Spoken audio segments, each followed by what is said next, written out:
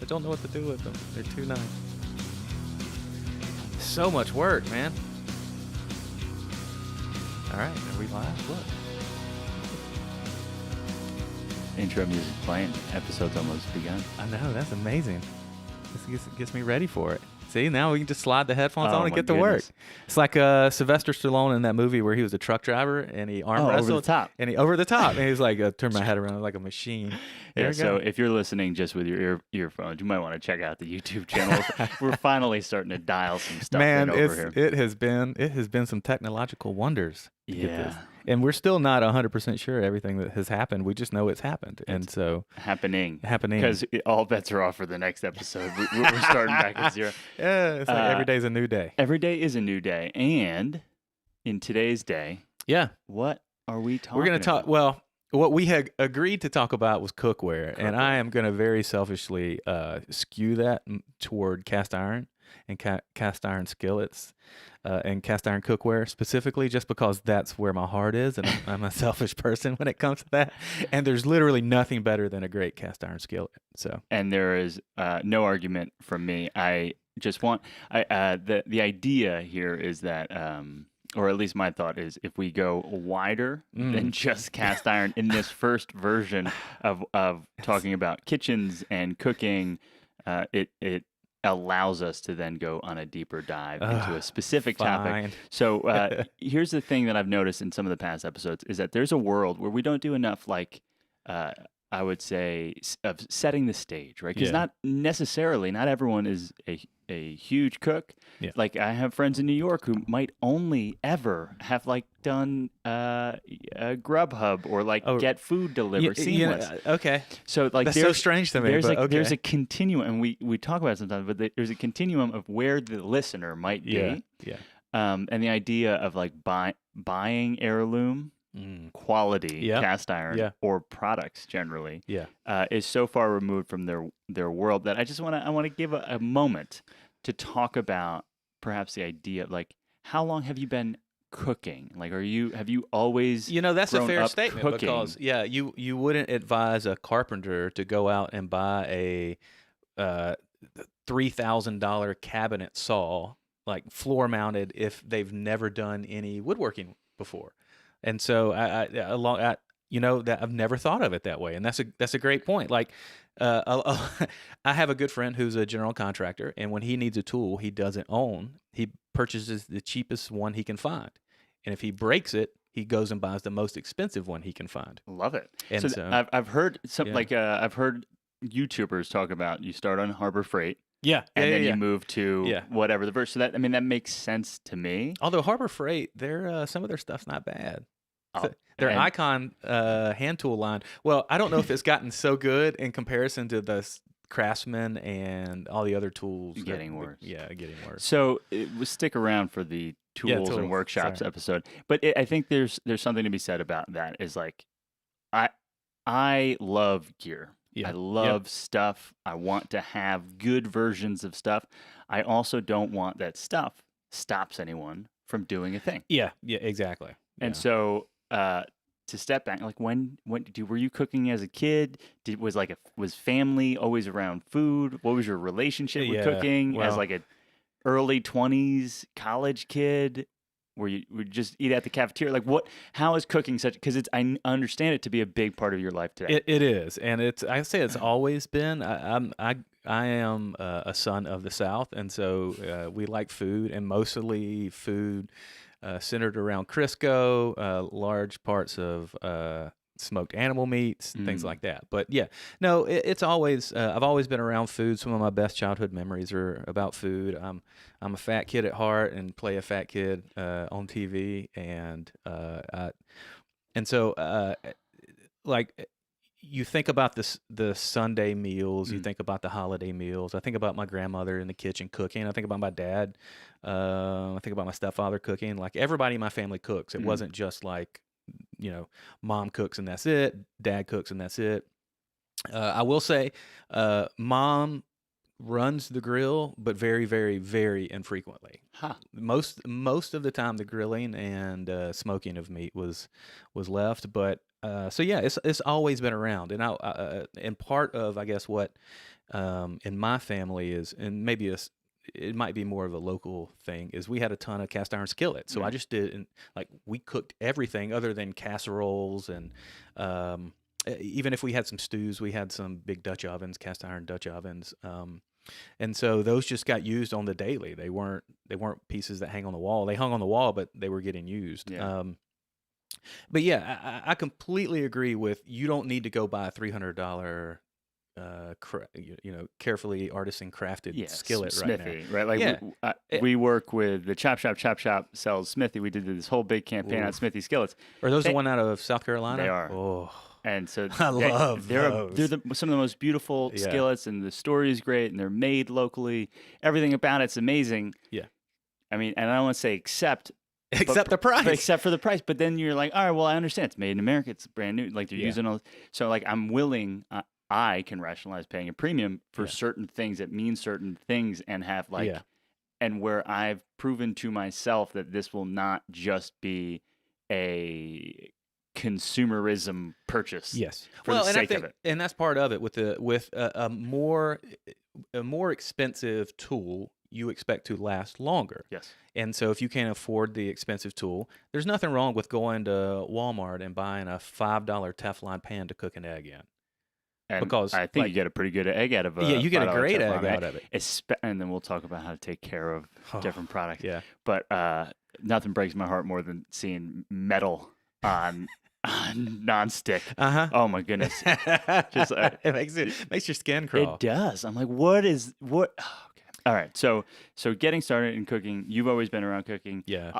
What's your story? I have to come clean, Miles. Okay. Not much of a cook, right? So I Wow. love cooking.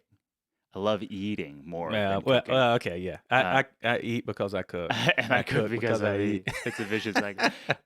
But so I grew up also in a family where like food was important, but really mostly just my mom's mom, my grandmother cooked. Okay. I spent most of my nights during the week there. Both parents worked, and like they would meet us at dinner at my grandma's. And then when my mom and dad were responsible for cooking, it was normally pizza, and we like pick up food. Yeah. Friday nights is amazing. Great pizza in New Jersey. And so, allegedly, yeah, it's the water. But so cooking wasn't a huge deal. Breakfast was pretty big. So on the weekends, at least, if there weren't like games happening, it would just be giant egg breakfasts, bacon. Yeah. But not like amazing bacon, just like bacon from the supermarket. That's a whole other topic. Don't get me started. Yeah, and so and not like free range happy chicken eggs. These are white bleached white eggs. Yeah. Chickens were pissed eggs. They were having some bad and so days. But it was always a volume thing. And so I grew up eating a ton of volume. Like my grandma, for like 5 people having dinner, she'd make like 5 pounds of pasta. It's insane the amount of food that we would eat. I think that's just a grandmother thing. There's no in between. They're either cooking for 1 or they're cooking for 12 for everybody. Yeah. And so, when I went on to college, I was full-time on the cafeteria. Oh, thing. yeah. So I ate from the cafeteria, didn't cook much. It wasn't much to cook. We didn't have apartments. Moved to New York, and I ate out mostly. And that's what you do. When Sarah, my wife, came into the picture, true story. Not about that life. 2 plates, 2 forks, 2 knives. But I did have a full-blown cast iron Dutch oven from you had that one from Lodge, right? So like I had already begun these things of like I know that food is important to me. I know that like I care like in the machine that I care about the oil and the gas that goes into my body. Yeah. I just also haven't had a lot of exposure to cooking as a art or science. And so like where do I start? And so I went to, and this name might show up a bunch in the podcast moving forward, but like Tim Ferriss put out a book called The 4-Hour Chef. Yeah. Yep. And it was a lot of it was about actually cooking, but most of it was about skill acquisition and learning new things. And the process that he delivers in this 4-Hour Chef is really, I thought, compelling. But then I jumped to the section where it's like gear, and the gear list had a Lodge Dutch oven, which was cool because the lid is a pan and the bottom's a pot. So like I had a $34 Yeah. 16-piece Macy's kitchen set, Yeah. 2 forks, 2 knives, 2 spoons. And Wow. when Sarah moved to New York, I took her out a bunch, and then she's like, I really need to cook a meal for you. It's like important to me that like I do that. Yeah. And I was like, sure. What exactly will you need to pull that off? I think I might be light Oh, that's on so supplies. And okay. so it's only a couple years ago. And now we have Yeah. a ton of stuff, and I'm way more invested in the kitchen. I have done a ton of research. I cook, I'll say generously, one night a week, but I am often, her sous chef. Yeah. And so cooking is a huge part of our relationship today. And the gear for cooking is a huge part of my Yeah. responsibility in Yeah. that, is how I've taken. Yeah. That's interesting. I would say my wife didn't really know how to cook, and she still probably doesn't enjoy cooking. She cooks out of necessity just because schedule wise it's easier for her to cook. So during the week we end up um, cooking. Most nights we'll eat out, some nights. But we spent, I would say, the first part of our marriage in Key West, and I was cooking every night, and it was great. So I would end up going to the store to grab whatever was fresh on the way home. We didn't have any children at the time. I made pasta by hand. I had a lot of free time, so I enjoyed the process. We went to graduate school, I went to graduate school, and she was working, and so she ended up cooking. And I can't imagine. I don't think I can count the number of lean cuisine skillets that I ate during that time. And so, really, the only piece of only piece of equipment you need to cook a lean cuisine skillet is just a skillet. Yeah. And so yeah, I had most of the tools. I had. I wouldn't say they were great. I would say they were okay.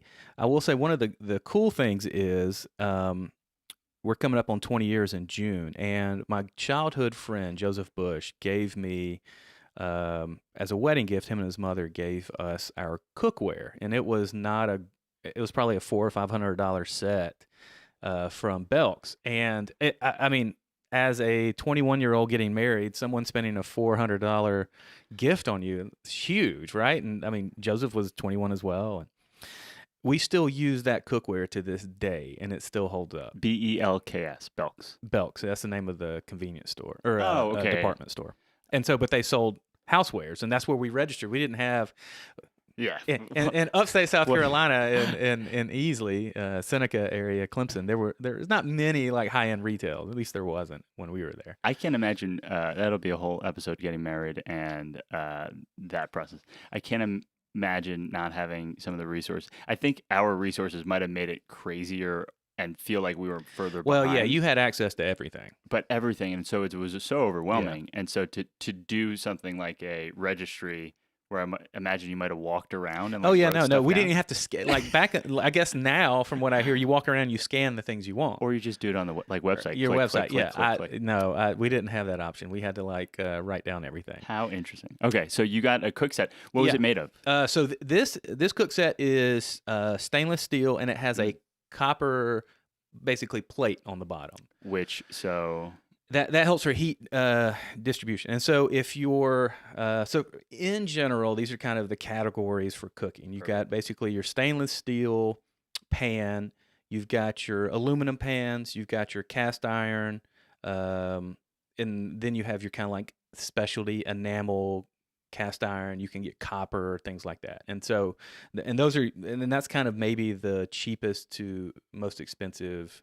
yeah, and it has a situation. lot to do with ability to conduct heat, is my understanding. Evenly, yeah, yep. And then there's also like ability to clean easily. The nonstick ability, and then the clean ability, and those two are related, because if you can just take and wipe it out with a paper towel, Yeah. it's pretty easily clean. So I've never, except for in movies and television shows, seen a copper cook set. They say that thing throws heat Oh yeah. smoothly, but it's a pain to Oh yeah, maintain. yeah. You can't cook anything acidic in it, or it changes the color of it, I think, and starts to pit it. Which, if I'm spending that much for copper cookware, I would want to use it, but Yeah. Yeah. So I've never cooked on it, Yeah. but I looked at it last night. It's nothing fancy. It's not like a The original top. It's set. not Calphalon or Yeah. All Clad or anything along those lines of what you would go into like Williams Sonoma and grab on some of their upper tier stuff. Yeah. This was nice by department store standards. Yeah. And it's just stainless. It's just stainless on the inside. But the good thing about really any tool is you can get the desired result with any tool. Yeah. As long as it does its job. I mean, you give a $200 knife and a $2 knife. If they're both dull, neither one of them are going to cut. But if Sharpen a $2 knife. someone who knows how to sharpen it or someone who knows how to use it can get the same result. So Yeah. you might have to use a little more oil. You have to be a little more patient with how you heat the pan And and quickly. and so I think that when you look at it as a tool you're using every day, you have to just cook on it and learn how to use it. Yeah. And we've had them. They've been through 3 states. We've taken them on car camping trips, and bounced around they're tough. And yeah, every time I use them, I think about Joseph. That's So awesome. So that I imagine that's is the cook set then the gateway for some people learning, like getting into paying attention to cooking stuff, or do you just need a 10-inch cast iron? Like if so, I don't necessarily know how we're going to break down cookwares yet, but it seems to me that we're starting with pots, pans, and things that yeah, go on ovens or yeah. in ovens. Um, do you think that a hodgepodge, I'm going to take a 10-inch pan, I'm going to get a pot, I'm going to make how would you attempt to inform a 22-year-old who's looking to take care of himself and Looking start at the that camera. collection? Yeah, I would say most things when you buy in a kit are a compromise. People who are buying individual pieces are buying individual pieces because of that individual piece's characteristics. Like I'm buying this saute pan specifically from this manufacturer because of blank, and then so the easiest economic decision is buy a kit. Don't buy a $700 kit. Don't buy a $50 kit. Yeah. Spend $120, $150. Get a good metal. Like don't get aluminum. That's just a little harder. So if you can find a stainless steel kit for that, just grab it and go to town. Just start using it. And one of the things that, as you said, that came up for me is you don't want any rubber or plastic accents. Yeah. Because then it makes it not able to transition from the stovetop Yep. into the oven. Yeah, exactly. Yep. Yeah. And so that's for some types like pot roast where you have to sear the meat in a container and then pop it in the oven or something like that. That's important. And look for a full metal cookware set. Try to avoid bolts and screws. Try to find stuff that's riveted. That's because food gets caught in there. Yeah, in a it'll weird get way. caught in it. They'll eventually get loose. They'll break, and so things that are riveted together, things that are fully welded, and those are all the different types of things you can look for in higher end cookware. Yeah. That you don't necessarily need going out because someone who's buying their first set as like I'm out on my own and I need this. You're not going to use it every night for years on end. Yeah. You're going to use it pretty sporadically for a couple years, and then you're going to probably, this will break and I need to buy a new one. Right. At that point, you'll get your feet underneath you when it comes to cooking. You'll learn some basic skills when it comes to learning how to sear, what temperature things need to be at, when, how much oil you need to use, what type of oil you need to use, and because those are all dependent upon your tool, because a Teflon coated pan needs much less lubricant than a stainless steel when it's going to cook an egg or to sear something. Yeah. Because of just the characteristics of it. Or even stainless is to me super grabby. It's the one that I pay the most attention to on cleanup. Yeah. Because the longer I let something sit, I have a motto that I say too often, but I'd rather a couple seconds of scrubbing or a couple seconds of rubbing than minutes of scrubbing. So Sarah will be Yeah, like, get it when "Yo," it's hot. like Yeah, Sarah, yeah. Sarah will be like, "Hey, come on, like come sit down." I'm like, "Give me a second. I gotta rub I it. just let me just because it'll take a second to just wash this Yeah, stuff yeah, yeah. out While it's hot. while it's hot Yeah, versus come back after dinner and yeah. it's like It's just continued to welded cook. Yeah. onto Hmm. the pan. And so that's been a little bit of a lesson for me. Is to your point, depending on what it is, like cast iron. uh, Depending on what was cooked and how long, I can sort of leave it because Yeah. it does have some nonstick qualities. But at the same token, I'd rather just Just do it wipe it right. Yeah, yeah. and then And go sit down. and that's a sign, and so that is a sign of good cookware. It's going to be a little heavier. It's going to hold heat better and hold heat longer. Good. And so that's when you get done cooking, it's not done cooking. No, no, no. The pan's still warm and it's still, so if you take the food out, whatever you left in there still is still getting cooked at whatever temperature it was. And so that's my grandma used to say, if it's done in the pan, it's overdone in the plate. And Absolutely right. I heard that from Alton Brown. oh, really? Yeah, well, I mean, so your grandma and I'm Alton just saying Brown my are- grandma's a little older than Alton. For Maybe, sure, maybe he, for sure. Maybe no, you heard it that from guy, her. I do love that guy. It's hard to not. And so I It think a really lot is. of my You're right. cooking assumptions and like the way that I show up is based on like I look to people who seem to do their homework, Yeah, yeah, right? yeah. Like Oh, that it's guy's it's nerdy. he's nerdy as I nerdy as love it. nerdy. So one of the things I learned from He's a watch guy too. he is a watch Yeah. guy. So Alton Brown said that his transition away from even the best in class non-stick surfaces like synthetic Yeah, non-sticks yeah, happened in the last couple of years. And so he still appreciates and likes cast iron. His metal of choice now yeah, is carbon steel. yeah. And so that's the kind of the new hotness these It's days. the new right? hotness. And so it's new for I think consumers, but it's been pretty much the de facto metal in commercial Yeah, kitchens. for restaurants forever. And my understanding is that it has a lot of the qualities of cast iron, which you pointed to it. A proxy for how good is this cookware is how heavy is it, Yeah, yeah, right? And so it has some of that heavy weight. It has the ability to hold some heat and distribute it evenly, and then it also has that almost non-stick quality once it's seasoned and Yeah. used regularly. But it also can absolutely take a beating in commercial use. Okay.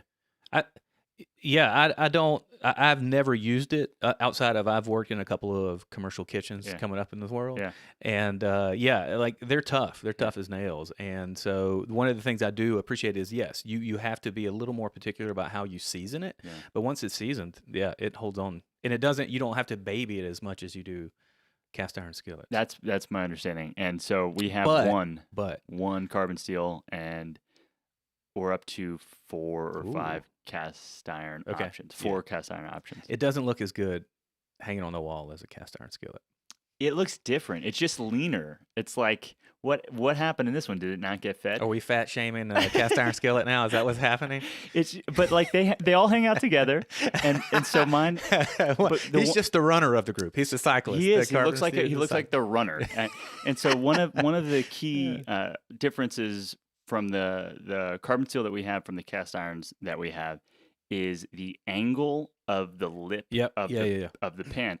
And so one of the things I've learned about that, whether or not it's true, is that a more open angle gives you slightly more surface area, but reduces the likelihood that you're steaming something that you're intending to saute Okay. or That would make cook sense. differently. Yeah. And so it gives like if I put 4 quarters of chicken Okay. on this pan, if I had it in our version of a cast iron, they would be literally touching each other. Okay. Yeah. Yeah. And so there's no room for the product to breathe in it, Ah. depending on the size of the pan. Okay. Anyway, it's more open, and I dig it. But we move pan to pan. I got an old serving cast iron from Sarah's grandparents. We Okay. have one from mine, and then I have the two, the Dutch oven set. Yeah. Yeah. Yeah. And the bottom, the pot version, we transitioned away from because most of the things that we cook in that way have some acid Yeah. red sauce. red sauces. Yeah. And what we found is just that it pulled a little too much of a metal taste out of the cast iron. Yep. And so Yeah. we now have a Le Creuset, Ooh. Sarah's birthday present, Le Creuset Which Dutch is oven. a porcelain wrapped cast iron. Cast basically. iron. and it is Oh, those things heavy, are amazing. Yeah, yeah, but they bomb like proof. yeah, you could hit somebody with the lid on it Oh my and get their goodness. attention. Yeah. So yeah, the is it porcelain? Is that the Yeah, actual or ceramic yeah, it's porcelain porcelain? enamel. Yeah, I believe so. I could be wrong. We'll fix that in the Get it in notes the like we show do. notes. But Yeah. I mean, that is, I think, the next step. And is that just it's a barrier between the metal, Yeah, so it's meant to provide more of a smooth finish on the less inside. porous? Yeah, less porous. So it's supposed to be more less sticky. Mm-hmm. It will still discolor because most of the time the insides are white, Yeah. and so it'll discolor if you're cooking red sauces and things like that. But because it's porcelain enamel, it can handle the transition from stovetop to oven, and they look good. You They can get do. them you can get them. It, I can never say the name of it. Le Creuset Le was Creuset. how That I I say have a Le Creuset French press. it. Love it. Yeah, we Looks recommended that in the yeah, we coffee did. episode. And I think the comment was like, "Looks good sitting on the It counter," and it does. does. It does. I mean, they're absolutely beautiful. Yeah. And they have a brand name that is remarkable. There's a bunch of new kids on the block in the Dutch oven enamel game. Yeah, I yeah. don't know them by brand yet, but we were shopping the market, and then we got got gifted the Le Creuset. But there's some really cool young bucks Okay. trying to figure things out in the slightly less heavy Dutch oven enamel cook set. And so the thing that stands out to me about Dutch oven um, is that there are certain meals and certain ways of cooking that are stovetop, high heat, make it happen fast. You Fast, see yeah. it before your very eyes. It went from a rare burger to a cooked Mhm. burger on my cast iron pan. Then there's a braise, and then there's a ossobuco. Takes a little bit of Yeah, it time. takes some more time. Set it Yeah. and kind of forget it. And so the old fashioned set it and forget it is a Dutch oven, as far as I'm concerned. And Yeah. then the new fashion is an Instapot. We got one of those Do too. you? Okay, Oh, I man. thought that you might talk to Yeah. me. So where are you on low and slow pot Y- cooking? You know, again, I talk a little slower. We cook a little slower growing up. Mhm. It's just the style we did. And so I grew up with crock pot roast beef, and Mama Ruth would put it on before we went to church, and it'd be ready when we got home. Things like that. And so yeah, I'm a low and slow, but I will say this: an Instapot is just kind of a fancy pressure cooker. Pressure cooker. That's what I And understand. I'm a huge fan of pressure cookers, especially in the fried chicken world, because any real tough cut of meat, Yeah. that pressure just forces the flavor into the meat and will break it down. Huh. And so Instapot basically does the same thing, except that It's like a hybrid, right? I can tell you that how we have adopted it is, it's a great rice cooker. Rice cooker. It's a great soup maker because, again, as soup sits longer, the flavors mellow and they work together and they get into. It's a great roast maker because, again, it does all of those same things of providing pressure. So that the flavor gets into the meat, into the vegetables faster, but it also cooks faster because it's pushing the heat into it. So yeah, we've got a number of Instapot recipes that have been quite tasty around the house. Now, it does take up some room, Yeah. but you have to I have a good friend. She's half Chinese, half Jamaican. She's from Jamaica, and she eats rice with basically every meal. Wow. And so, rather than having a rice maker and a crock pot, she can get a Instapot and have that one piece of equipment on her countertop versus having two. Yeah.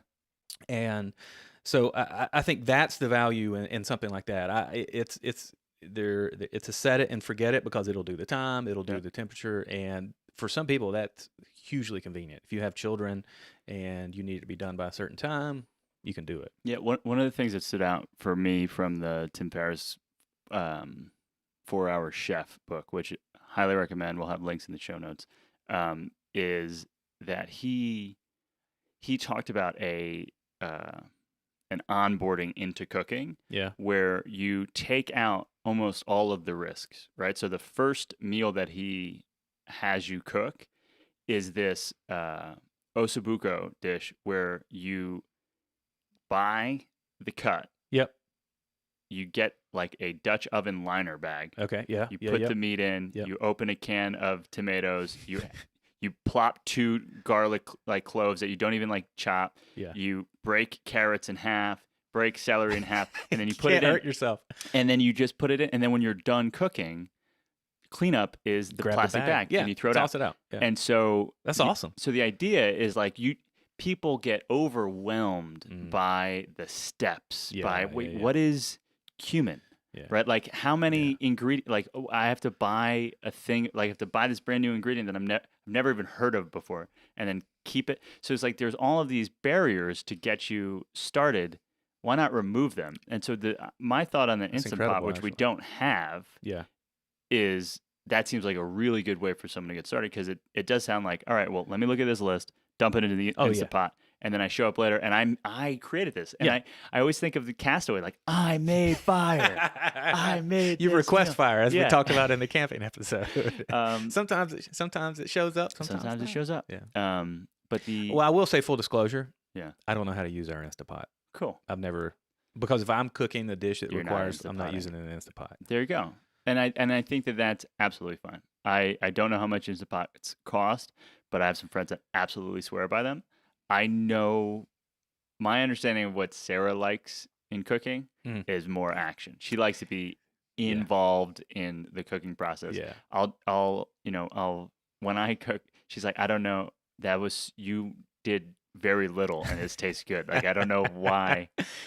But it does create, so, and I think this will back up into what are the flavor profiles you like. Like if you like grilled or sauteed meat, 2 vegetables and some rice, Instapot's not really going to help you out there. Yeah, that's fair. If you like more of the stews, casseroles, and things like that, Instapot's great. Yeah. There are a few times when I'm just, because Ashley's a huge fan of the Instapot because she runs a schedule and like it needs to be done when it's done, and I need to be able to plan on that. And so there are sometimes I'm like, hey babe, like we need a lot of casseroles, a lot of like stewy stuff, and so you need to decide, and I think that affects you need to decide what kind of eater you are, and that affects your equipment choices. Makes perfect sense. So I think we're moving through cooking things that cook things. We did pots, pans, sort of pots, pans, and then we did this Instapot, which is the new tech version of that. I'm imagining the next steps in the cooking process are grills and potentially smokers. I can just tell you on my back porch there's 1 grill, 2 smokers, and a radiant cooker. What is a radiant cooker? So radiant, does it take the sun? It's an oilless turkey fryer, and so it recreates a fried turkey without any of the oil, and it's incredible. People, go visit tellmemoreabout.com to understand what that is. I've never heard of it. It's like $70 to $80. It's well worth the money. Runs off propane. Huh. Yeah, it's good. Radiant cooker. Yeah. Okay. And then what are your other 2? So I have a Big Green Egg. It's a Big Green Egg is a brand name, much like Kleenex. It is a Komodo. Komodo style clay. Those are good for smoking, grilling, and baking. So I like the versatility of that. I have a Duquesne gas grill that I've had for almost a decade now. That I used to light the charcoal for the Big Green Egg, and that's about it. No, I do actually. I ran out of lump charcoal. I went to grill hamburgers last night, and I was like, well, looks like I'm gas grilling it tonight, and which is fine. You just, again, you have to learn. Did the family say, Dad, these taste a little different? Yes, they do taste different. I mean, because there is a flavor difference between cooking on lump charcoal and natural gas. They don't have the robust flavor profile. Yeah. But I delivered a great burger because I know how to use that tool. I've had it for so long. I know, know what the meat needs to look like. And so, and then I have a big trailer smoker that runs off of solid wood, and that thing, it's about 2,000 pounds. It can cook. I think I can do 40 pork butts in it at one time, which is really nice. How many have you ever had going at the same time? Oh, 36. Really? Oh, yeah. What context? Like a like a picnic or something like that. But I mean, how many people are at that Oh, picnic? that'll be Hundreds? hundreds. Yeah. Yeah, couple. So yeah, you'll lose. So smoky meat, you'll lose about 40% of the. You'll render out about 40% of the meat, depending on the cut. So if you start with an 8-pound pork butt, you're going to end up with like probably a 5-pound On the plate. Yeah, and so Wow. you figure a third of a pound per person. So how many people you got? Each pork butt will do about 15, 16 people. So People. Okay, so a couple things you need to know about me is, and this might be a you situation. I currently live in an apartment where we're not you even can't allowed to have have. matches. Forget about a grill, an open flame. We're cooking on an electric stovetop. You got a George Foreman? No, we don't. Come But on, I man. did as a kid. I We did have did, and that. I our love the family George did. Foreman. Yeah, Yeah, cooks all the fat right out. yeah. I asked for Knocks it extra out. fat. Knocks Yeah. it out. It's true. Great branding. So we cook on electric. I'm very interested in the Electric stove. electric stovetop. Yeah. Yeah, Mm. it's like it's crazy. So like It's hard cooking. But again, learn your tool. Learn your how to tool. use it. And so Sarah's got to dial down. Our oven is way hotter than it says it is on the Yep. thermostat dial. It's fine. I've never actually cooked on a kimono, but I've assisted the Chop Shop Butchery in Asheville Yeah. in having these smoking classes. So now I'm at least, I can talk my way around it. I was thinking about this episode and thinking about the show just generally. One of my favorite movies, sort of, is Midnight in Paris. Okay. Favorite part of the movie is the trailer, and in the trailer, Owen Wilson has this incredible line where he's like, "You like that guy? He's like a pseudo intellectual," and then it just transitions to this one character who just says all of these very superficial. Oh, he's got like one or two buzzwords. lines on everything. And I feel like that. Yeah. I feel often like I'm an imposter, but I do know just enough on a lot of things Okay. to talk and get more from the other person I'm talking to. Smoking's one of those fields. So a kimono, which Komodo. Komodo, yes. A kimono is a dress. Yeah. Good. Yeah, You've yeah. passed the test, so you do know your way. And I don't know if dress is the right term. So Komodo. It's a wrap. Men and women wear them. I mean, the green egg is a great name for it because they do look like these giant eggs. Yeah. But my understanding as a cooking vessel is that you kind of need to have it right when you start because there's no editing. So and yeah, because that goes back to the quality of the cookware. Some of the cast iron skillets, you get that pan too hot, you're gonna need to let it set for a little bit for it to cool down. And the Komodo style, they're 1-inch thick clay. Yeah. You get that thing too hot, it's gonna take hours for it to come back down. Yeah. So- And if it's burning with too much oxygen, it burns too fast. It burns too hot. Yep. If you have too much flavor smoke wood, you might just put a syrup coat on the meat and it doesn't even taste that good. Yep, So like yep. there are so many little steps that you're almost certainly going to make mistakes on. For sure.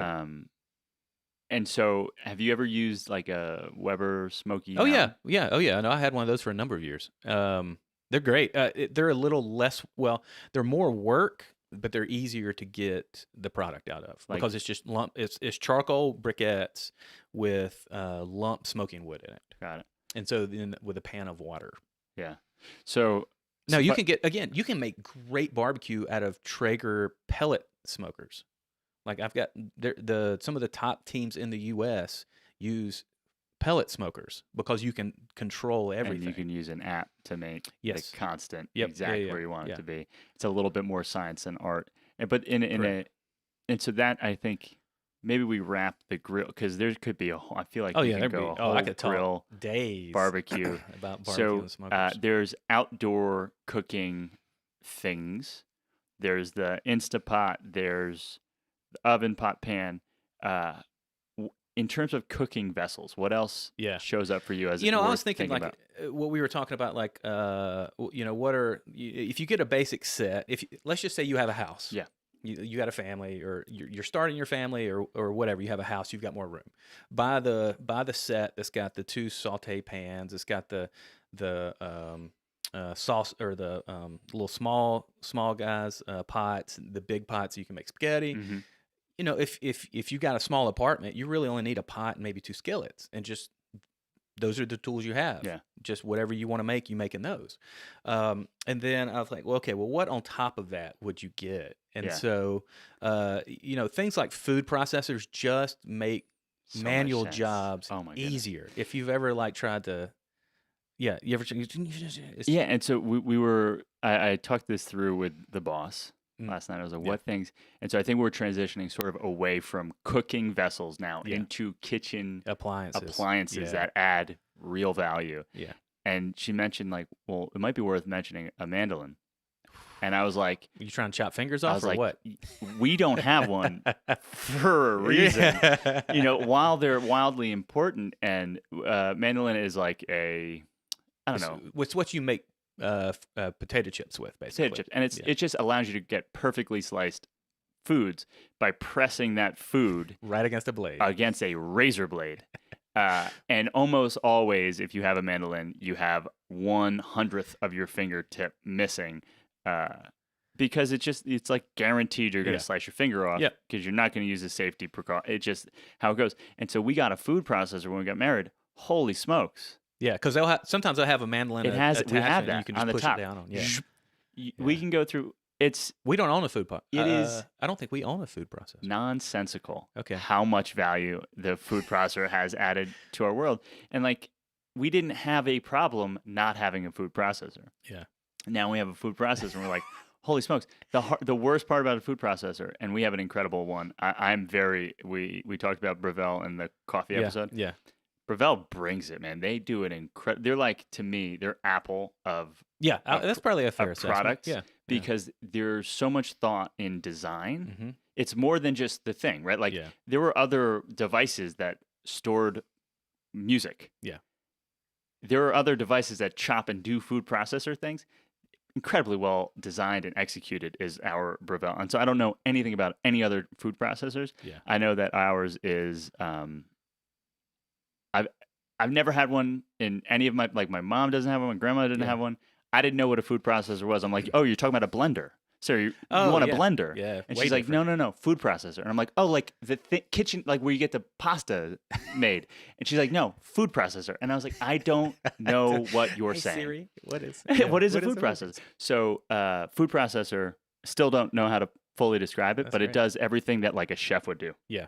What from I would say probably the other thing we do that we use a ton is our KitchenAid stand mixer, and so that's an So investment. you do have one of those. Yeah, that's Okay. that's an expensive tool. That's that's $200-$300, maybe $400, depending on how big. Same with the, I think the food processor. So these are like spendy items. Yeah. Those, food processors for sure. I just know that the KitchenAid stand mixers are great because they have attachments, Yes. and so, but again, if you're baking, a KitchenAid stand mixer is going to be hugely helpful. If you're not baking, you don't need to spend that money. Yes, Sarah's a handmade pasta maker. Yeah. And so she's got all, and so we're also talking about the idea of like widely versatile, important to have tools Yeah. versus very specific. Yeah. Like this wrench turns this bolt, which is that important. And I have in a our few of those tool in my shop. tool set, but And you need those Yeah. potentially because if that's a failure it's point, it's a you need specialty it. tool. So I think that the KitchenAid is probably our next Okay, kitchen yeah. investment. I've got the pasta attachment, and I love it. I want the I know that it's not a great version of it, but it's an okay version of it. I want it so that we can put a meat attachment onto meat it. grinder. Meat grinder. Mhm. And we'll talk about it in a meat episode, I'm sure, but we'll talk about one of the ways that you can make better meat decisions, in my opinion, is by buying, primals or subprimals Yep. and handling them Oh, for yourself sure. if you can. Yeah. And so I would love to be buying bigger cuts and then doing the last mile delivery stuff ourselves. Making your own sausage is very nice. I imagine. So, but yeah, I think that those are all advanced. You got to figure out where you are at and what you want to do and who you are. And so once you figure out if you're a baker, if you're a sautéer, if you're a fryer, but I think I go back, to look at if you're looking to buy one piece that'll last you the rest of your life and you never have to buy again. Yeah, buy some high quality enamel, like porcelain enamel cast iron, or get a cast iron skillet. Yeah. But you need to learn how to use them And maintain them. and maintain them. um, heard and heard, and now what about little accessories, little accoutrements Mm. that are oh Pepper grinder, hand pepper okay grinder. You can get I find you can get a very good burr grinder, plastic burr grinder on Amazon. A Kona, I actually recommended this to a friend the other day. I use it to make to crack the pepper for my brisket, but we just keep it up by the stove and we use it. And it's got a hand crank. It's designed for coffee, so yeah. peppercorns are really nothing. So yeah, I would recommend. I think That's a good so. one. We've invested in what we call good pepper Okay. for whatever that's worth. So Yeah. like some guy did a good job marketing about his pepper. It's not necessarily good pepper. It's just could good be marketing good. team attached to pepper. It could be good Yeah. pepper. Who knows? But yes, You like it, the like pepper, huh? fresh cracked pepper. Yeah. Makes perfect sense to me. Overlooked. We just overlooked a massive part of every person's kitchen. What is that? Knife set. Oh man, that's a whole. It's a whole thing. We can go deep down I it. love good knives. There were very few things. So here's a couple things that have been important to me, largely because of Alton Brown. Yeah. Um, Oh, his knife. Did you watch his I knife have one? watched him talk about knives. Oh man, So it's so good. our knife set, our good knife set has two brands. Okay. Global. All right. So we have Global knives, largely influenced by Kitchen Confidential and Anthony Bourdain. Yep. Said, get yourself Global. Stainless, they're great. Last forever. Last forever. And then we have like Victorinox. Yeah. Pricing very different. The Victorinox is like a bread knife. I'm not sharpening a bread knife. No one's sharpening a bread knife. Nobody sharpens bread It's knives. $20. Yeah. Victorinox is chicken boning knife and then a boning knife. Yeah. The other one is I have a chef's knife, a paring knife, and then like a tiny paring knife. That's our global set. Okay. And I want to expand the global set to have, table knives and like I'm thinking we're going to continue into global. I have like this obsessive I don't want to say obsessive compulsive because people are obsessive compulsive. I don't think I actually am, but I have this obsession about like those knives. If they're not in our hand, they should be magnetized to the nightstand. Yeah, exactly. Because yes, and I've made a commitment not to buy nice knives in my house while I have children around because they just I'm over there. My son's like chopping, and no, yeah, because they're just expensive and I don't want to say they're not like hard to keep sharp. No. But they're a delicate instrument that if used improperly, you can ruin it. You can ruin it and the downside is high. So like I've made it very clear that it's a me thing, but we live together. So like you should know that this is a me thing. That's very important. Like the chef's knife does not hang out in the sink ever. Yeah. Same way. Right? Because it's waiting for us to slice the middle of our palm. Yep. Right? Like forget about it getting dull or Yeah. chipping, which is not a safe which is real. environment. Not safe at all. And our stakes right now are as low as they can possibly be. There's no toddler reaching up onto countertops. Yeah. Let's learn the thing now while the stakes are low. And so like it's washed and it's stuck onto our knife magnet. Yeah. And then the other thing that I also pay very close attention to is the direction, the angle of the pan handles. Okay. Yeah. Especially on things that are entirely metal, which is most of our cookware at this point. And if I, I'm learned this from restaurants. I'm constantly saying sharp, constantly saying behind. Yeah. And when I leave the kitchen area and there's a pan that without the oven on, right, Pan's still hot. Pan's still hot. There's a towel on the handle. Yeah. As though to say, hey, if you come over here, don't trust it. We flip all of ours so the handles are on the inside. Have to. Yeah. Right. So they're going towards the middle. Yeah. I have burnt my hand on the pan handles enough that like if I leave the kitchen and Sarah's like, oh, let me just finish cleaning up, and that thing's scorching hot, I'm not going to be able to sleep. Forget about her having a burnt hand. I'm gonna be like, I blew it. Yeah. And so we do, failed as or a I try to spouse. do when the pan is hot. There's a towel over the part that you would touch. Yep. As long as the oven is off and the stovetops are off. Yeah. Yeah. Knives are a huge thing. You can drop, but I would say approach knives the same way that you approach pots and pans. That's If a you've great got a point. big house, you've got a big family, buy the set. Mhm. You're going to spend a couple $100, but that's okay. If you have smaller apartment, get a chef knife, paring knife, a couple of steak knives. I will say another thing is huge: kitchen shears. Yes. Yes. Yes. Yes. A Yes. high quality, not a pair of scissors, a pair of kitchen shears. And Like I don't use a knife on a chicken. When I'm breaking down a whole chicken, yeah. I don't even touch a knife. I use Really? shears for everything. The whole way through. Whole way through. I'm very interested to see what breaking with kitchen shears look like on a chicken.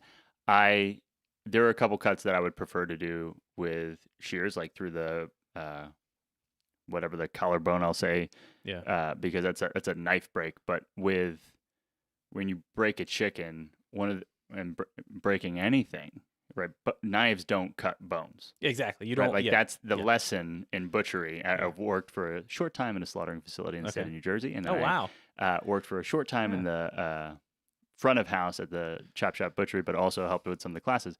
Knives are meant to they call it release muscles. They're releasing muscles. Oh my god. Knives do not cut bones. Release muscle. That's so good. That's so good. It's yeah, like it's a soft tissue. It's a soft tissue tool, That's it. not a hard tissue tool. Yeah, and so with your shears, do they stay connected or do they? No, they pull apart. And so that's a huge part, and ours don't right now, and that's part why I don't okay. touch chicken with it. Yeah. Another thing I've learned in my limited time in restaurants is that chicken, before coronavirus, chicken was the biggest fear that any restaurant owner had. Yeah. Yeah. Yeah. They were like, consider this plutonium. Like anything it touches is now or water infected. that hits it and bounces off into another Absolutely. surface. Yeah. And so with that, one of my favorite accessories Okay. is a probe thermometer. Yeah. Digital probe Yeah. thermometers are like how most restaurants are actually run. Correct. They keep it in a little sleeve, pop Poof. it out. Yeah. A little Insta read. And Thermopan, again, if it's cooked in the pan, it's overcooked on the plate. Yeah. But if you want your steak to be 125, you should know that it's 122 and pull it. Yeah, exactly. If you want your chicken to be 165 and the outside's searing nicely and has a cool, crisp texture, but the inside's 140, chill out. You're going to burn that chicken. Yes. Like slow down because it's not coming off yet. Yeah. And then everything else is you can just round to 145. Yeah, that's a good tool. Yeah, I have that. I use it, like I say, I use my Thermapen more for chicken on the grill because when I'm smoking, I'm doing it by texture and feel and kind of shake. But that's so kitchen shears. I'm trying to think if there's anything else I really use on the regular. Sarah swears by a kitchen scale. And that has to do with... We call it the coffee scale. Which is true. I mean, we talked about it in the coffee. I think that we aren't in that place yet. We're not weighing our coffee beans. Yeah. But I absolutely get it. She weighs when she makes pasta. Yeah. Well, it's to the grams. Yeah. Super close attention. So depending what you're into, if you want to make some cookies, you might want to pay attention to... Good point. Yeah. Exact grams and ounces, and the scale needs to tear. We mentioned that. Yeah, exactly. So you can just reset to zero. Yep. Yeah. What else? I think that's. I'm just kind of going through my. When taking care of pans and pots, metal spatulas for certain environments, and then the silicone for certain environments, right? Yep. If you're using nonstick and you have metal touching that, you're eating nonstick. Yeah, that's what exactly you need right. to know. Yeah. You're eating whatever that nonstick is. When you get an old nonstick pan and all the nonstick is gone, and you're like, where did it go? In your body. That's inside of you. Yeah. No, for sure. Yeah, it's again right tool, right at the right time. A good set of cooking like tongs, things like that. Again, you don't need to go spend hundreds of dollars on. You can get some really nice, good-looking stuff. The XO line, yeah. Bed Bath & Beyond, 20% off anything you want. Just got That's true, yeah. So, but the Bed Bath & Beyond, honestly, so for the coffee, we didn't say it in the coffee grinder, mentioned it on the website, which is why you should read our website articles about each of these episodes. I mean, I saved $140 from the retail price, from the Amazon price. Oh, wow. By going to Bed Bath & Beyond. If I had tried to do it online, they said, no, our 20% doesn't work on this product. Go into the store and they're like, yeah, I don't know where you read that, buddy. Like, we'll give you the 20% off.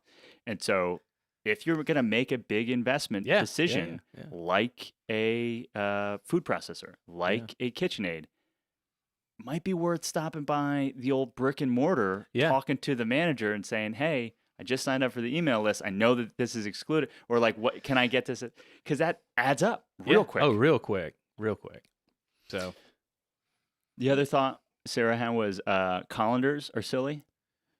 She doesn't. oh, because does she use the lid?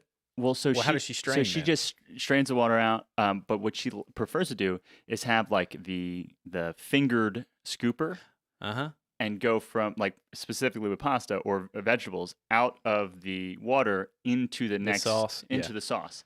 And so and she's like, I That is like the correct way to do it and you versus keep dumping the noodles in dumping the the noodles colander. because the starch is important. You want to add that to the sauce often. Yeah.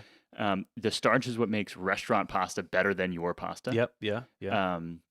And so she says the colanders are silly, but salad spinners actually have a value. I don't have it. Salad spinners have value, and I have seen that to be true as well. Okay.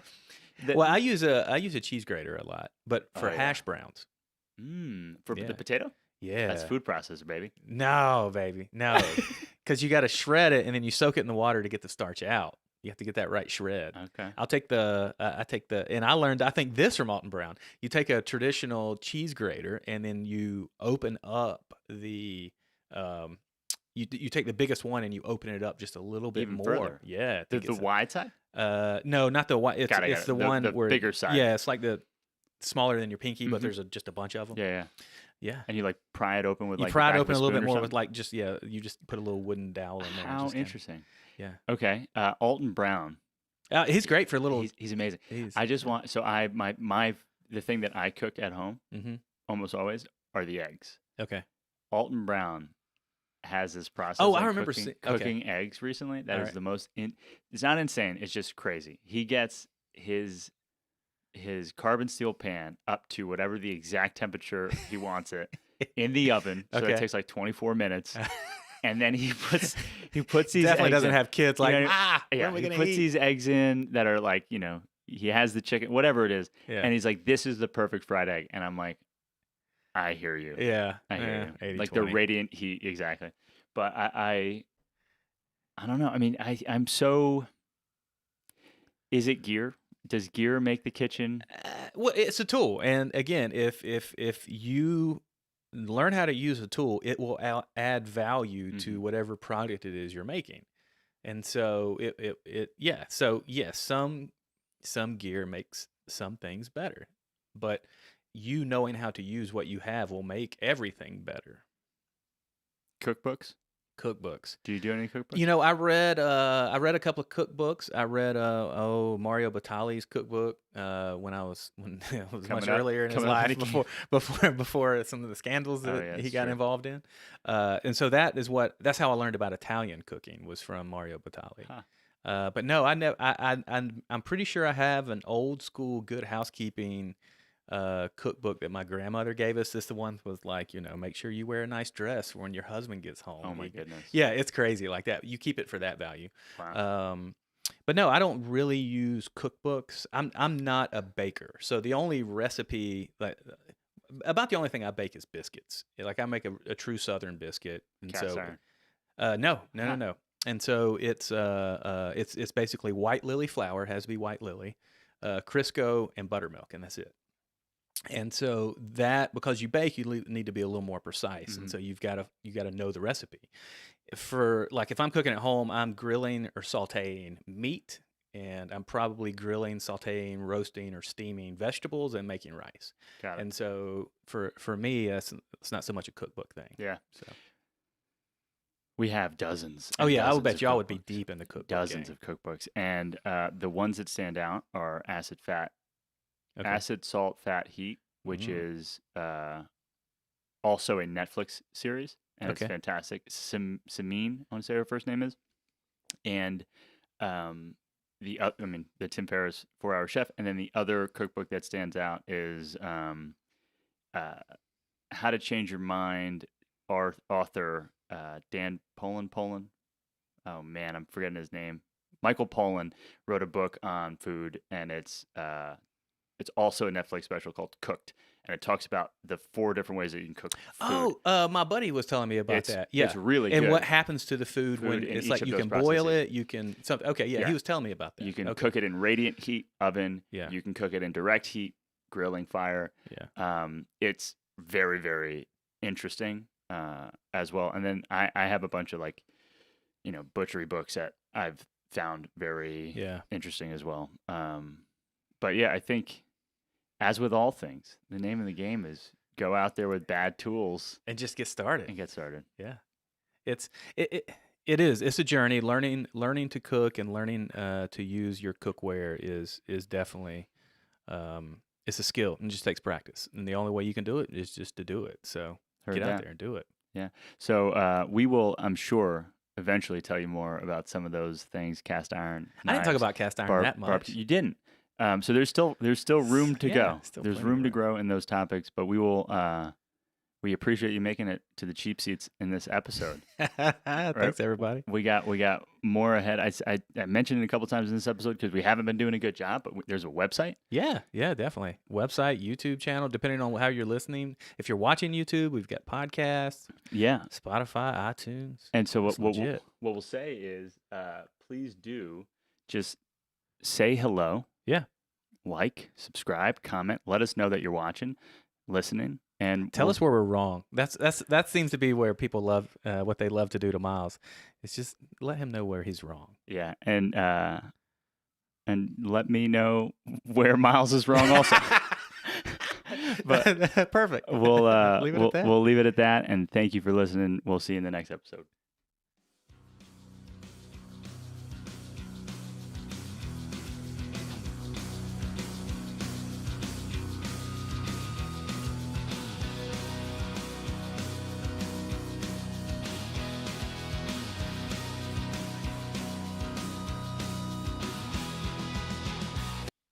We're getting there. Making a bunch of mess up. So The camera was turning off.